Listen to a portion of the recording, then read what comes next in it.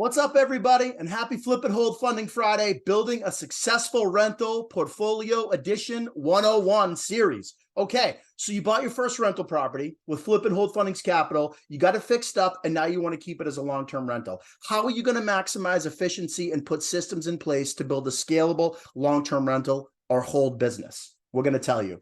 But before you can implement systems, you need to decide on what your team or organization is going to look like. Are you going to build an internal in-house team, or are you going to try to subcontract out all the major duties? There are pros and cons to both, and some people, myself included, end up using a hybrid of both strategies. My suggestion is to speak to your peers, call us for guidance, and run the numbers based on what you think you'll be charged versus outsourcing versus what it will cost to hire employees, 1099 contractors, et cetera, et cetera. So as for the team, you need a property manager. This is one of the most important jobs in the rental portfolio business. This person is your quarterback. They need to have relationships with the tenants, the maintenance staff, the leasing agents, the subcontractors. Whether you decide in-house or subcontract out, you need to run the numbers. But either way, they need to be solid. The rental portfolio success hugely depends on how good the property management team is. So choose this position and function wisely. Next, property management software. Any successful PM team needs to have good software to manage the portfolio. Again, sub it out, keep it in-house, fine, but you need to know the software they're using because it can help or hurt your bottom line. Data is everything. Search for the best one that works for your size portfolio and make sure you know the functions. But here they are. Including but not limited to rental. They collect rental payments and reporting, maintenance requests, all aspects of leasing and screening, maturity, renewal dates. They have tons of specific information special to each building or unit and provides great daily or monthly reporting based on pretty much whatever you want. Okay, leasing manager. Speaking of things important, this is another critical member of your team.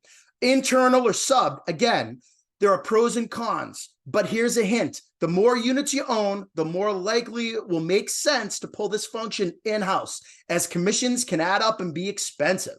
And good or bad tenants can also make or break a portfolio. So make sure this person is either well-trained or you train them well. Screening is huge, so they need to know how to screen.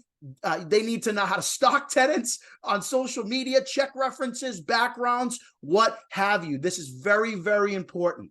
Okay, also very important, maintenance techs. Another important member of the team is your maintenance staff. They handle all the day-to-day maintenance requests for the tenants. They do annual inspections, and they keep the tenants happy and the properties looking and operating smoothly. They often have the best relationships with the tenants because guess what? They see them more than the property managers and leasing agents. Good tenants and good techs are critical as they can hugely overspend. If you're not careful on materials, they can even steal from you. They can tick tenants off and they can drive up costs if you have the wrong ones. Good techs keep material costs low by using the same products over and over in each and every building, in each and every unit. Okay, talking about units, apartment turnover techs. Again, vacancies cost money. This is very important. So another member of the team is your turnover techs.